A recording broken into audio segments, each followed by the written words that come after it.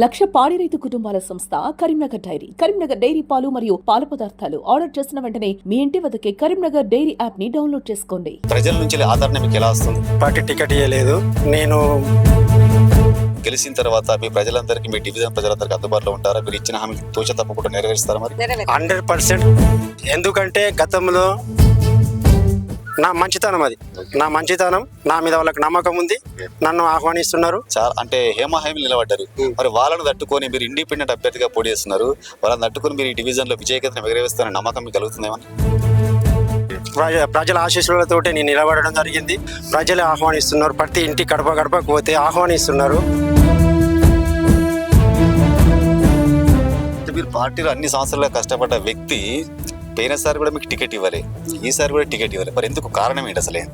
ఇలానే నీకు ఉన్నా, నేను చేస్తా, నీకు టికెట్ ఇస్తా, నేనున్నా, నువ్వు ధైర్యంగా ఉండు అని అన్నారు.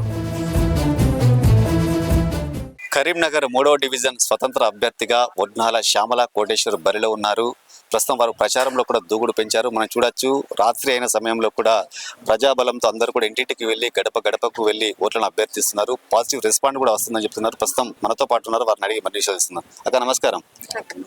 ప్రచారం ఎలా జరుగుతుంది? ఇంటింటికి వెళ్ళినప్పుడు ఓటర్లు ఏమంటున్నారు? మాకు ఓటేసి గెలిపిస్తా అంటుండ్రు. సో మీ ప్రజల దగ్గరికి వెళ్ళినప్పుడు మీరు ప్రధానంగా మీ డివిజన్ లో ఎలాంటి సమస్యలు గుర్తించారు ఇప్పటివరకు? డ్రైనేజీ, సీసీ రోడ్లు, వృద్ధాప్య పింఛన్లు, రోడ్లు అయినా ఏ పనైనా మేము చేసి పెడతాం. మమ్మల్ని సరి గెలిపించాలి. చెప్పండి, ఇప్పుడు మీకు ఏ పార్టీ టికెట్ కూడా ఇవ్వలేదు, సో అయినా కూడా మంచి ధైర్యంతో స్వతంత్ర అభ్యర్థిగా పోటీ చేస్తున్నారు. మీ గుర్తు ఏసీ గుర్తు కూడా వచ్చింది. సో ఈ డివిజన్ లో తిరిగినప్పటి నుంచి ప్రజల నుంచి ఆదరణ మీకు ఎలా వస్తుంది? ఆహ్వానిస్తున్నారు. నాకు ఏ పార్టీ టికెట్ ఇవ్వలేదు. నేను గతంలో ఈ వల్లంపాడు గ్రామానికి ఉప సర్పంచ్గా చేసినాను. గతంలో సీసీ రోడ్డు పోసి కూడా ₹1 కూడా నేను డబ్బులు తీసుకోలేదు.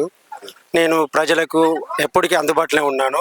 ఇప్పుడు నాకు ఏ పార్టీ టికెట్ ఇవ్వకపోతే ప్రజలే ఆహ్వానిస్తున్నారు. ప్రతి ఇంటి గడప గడపకు పోతే ఆహ్వానిస్తున్నారు. నీకు టికెట్ ఎందుకు ఇవ్వలేదు అని అడుగుతున్నారు. నేను కంపల్సరీ గెలిపించుకుంటా అని అనుకుంటున్నారు. మంచి ఆహ్వానం ఉన్నది. నేను చేసే పనులు ఇక్కడ ఉన్న ప్రజలందరికీ, డివిజన్ అందరికీ తెలుసు. నేను గతంలో సీసీ రోడ్డు పోసి కూడా ₹1 బిల్లు కూడా తీసుకోలేదు. నేను ఇప్పటికి కూడా ఈ డివిజన్లో కొత్త రేషన్ కార్డులు, పింఛన్లు, డ్రైనేజీలు, సీసీ రోడ్లు ప్రతిదీ నేను చేస్తా అని ఈ డివిజన్లకు నమ్మకాలు ఉన్నాయి. నేను కూడా చేసి పెడతా. అంటే ఇప్పుడు ప్రధానంగా ఇప్పుడు మీరు డివిజన్ లో తిరుగుతున్నారు కదా, మీ డివిజన్ లో ఇప్పటి వరకు ఇలా ఏమైనా సమస్యలు గుర్తించారా? ఓటర్ల దగ్గరికి వెళ్ళినప్పుడు కూడా ఓటర్ల నుంచి ఈ సమస్య ఉంది, ఈ కాలనీలకి ప్రాబ్లం ఉందని మీ దృష్టికి ఏమైనా తీసుకొచ్చిరా? తీసుకొచ్చున్నారు. డ్రైనేజీ ప్రాబ్లమ్స్ ఉన్నాయి, రోడ్ల ప్రాబ్లమ్స్ ఉన్నాయి, స్ట్రీట్ లైట్లు కూడా కరెక్ట్ లేవు అంటున్నారు, పింఛన్లు ఉన్నాయి, కొత్త రేషన్ కార్డులు ఉన్నాయి. ఇవన్నీ సమస్యలు చెప్తున్నారు. అవన్నీ నేను చేసి పెడతా. చాలా మంది ఎలక్షన్ల ముందు ఏం చేస్తారంటే, బరిలో నిలిచిన అభ్యర్థులు ఏం చేస్తారంటే ప్రజలందరికీ కూడా చాలా హామీలు ఇస్తారు. నేను ఆ పని చేసి పెడతా, ఈ పని చేసి పెడతా, మీతోనే ఉంటా అని చెప్తున్నారు. కానీ గెలిచిన తర్వాత కూడా ఏ ఒక్కరు అభ్యర్థి కూడా వాళ్ళతో ఉన్న చరిత్ర తక్కువ. సో మీరు గెలిచిన తర్వాత మీ ప్రజలందరికీ, మీ డివిజన్ ప్రజలందరికీ అందుబాటులో ఉంటారా? మీరు ఇచ్చిన హామీ తూచ తప్పకుండా నెరవేరుస్తారా? మరి 100% నెరవేరుస్తాం. వాళ్ళకి నమ్మకం ఉంది. ఎందుకంటే గతంలో నేను సీసీ రోడ్డు పోసి ₹1 కూడా తీసుకోలే. అది ఇక్కడ ఊరు నుంచి హైవే రోడ్ దాకా.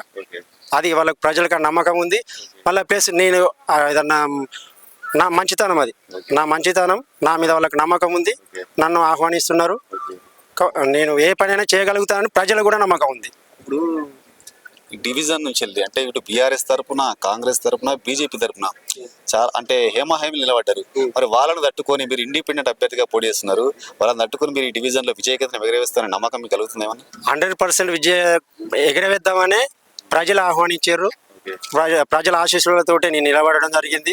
గతంలో నేను చేసిన పనులు కూడా వాళ్ళు గుర్తు చేసుకొని నన్ను ముందుకు తీసుకొచ్చడం మొదలైంది. వాళ్ళ ఆశీర్వాదాలతో నేను నిలబడడం జరిగింది. మీరు పార్టీలో అన్ని సంవత్సరాలుగా కష్టపడ్డ వ్యక్తి పోయినసారి కూడా మీకు టికెట్ ఇవ్వాలి, ఈసారి కూడా టికెట్ ఇవ్వాలి. మరి ఎందుకు కారణం ఏంటి అసలే? గతంలో కూడా ఇలానే నీకు ఉన్నా, నేను చేస్తా, నీకు టికెట్ ఇస్తా, నేనున్నా, నువ్వు ధైర్యంగా ఉండు అని అన్నారు. ఇప్పుడు కూడా మన విడ్రా టైం దాకా నాకు చెప్పకుండా కనీసం నన్ను పిలుచుకోలేదు. మరి నీకు ఇది కాదు, నీకు వేరే వాళ్ళకు ఇస్తున్నా, మరి నీకు పోస్ట్ ఇస్తా, కనీసం నాకు ఫోన్ కాల్ కూడా లేదు. నేను పార్టీని 10 సంవత్సరాల నుంచి భుజం మీద జెండా ఎట్లా మోసిన్నో పార్టీకి తెలుసు, అధిష్టానానికి తెలుసు. ఇది ఎట్లా జరిగింది, ఎందుకు జరిగింది అన్నది నాకైతే తెలియదు. పార్టీకి నేను ఎలాంటి అన్యాయం చేయలేదు.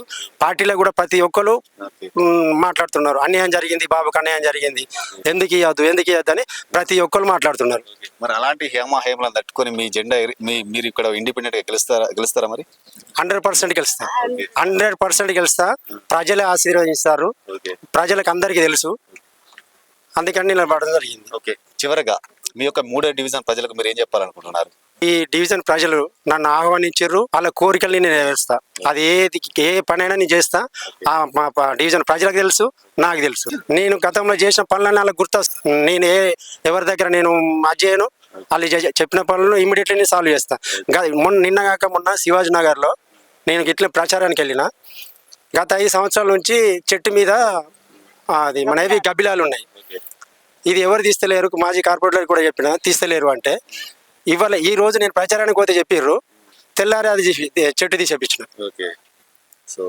ఎటువంటి పనులు ఇంకేమైనా ఉంటే చెప్పండి మీ డివిజన్లో, నేను అన్ని సాల్వ్ చేస్తామని చెప్పిన. అందరూ నాకు ఆహ్వానిస్తున్నారు. మొత్తానికైతే వల్లంపహాడ్ గ్రామం 3వ డివిజన్ ప్రజలందరూ కూడా మొత్తానికైతే ఉద్నాల శ్యామల కోటేశ్వర గారికి పట్టం కడతారని కూడా చెప్తున్నారు. ఎందుకంటే ప్రజలందరి మనిషిని, ఏ ఆపద వచ్చినా ఏ కష్టం వచ్చినా కూడా అందరికీ అందుబాటులో ఉంటాను. ఏ పార్టీ టికెట్ ఇవ్వకున్నా కూడా గుండె నిబ్బరంతో నేను ఇండిపెండెంట్ అభ్యర్థిగా పోటీ చేస్తున్నాను, ప్రజలందరూ కూడా నాకే ఓటేసి భారీ మేరతో గెలిపిస్తారని కూడా అతను ఆకాంక్షిస్తున్నాడు. కెమెరా పర్సన్ కార్తిక్తో శ్రీనివాస్, వల్లంపహాడ్ నుండి.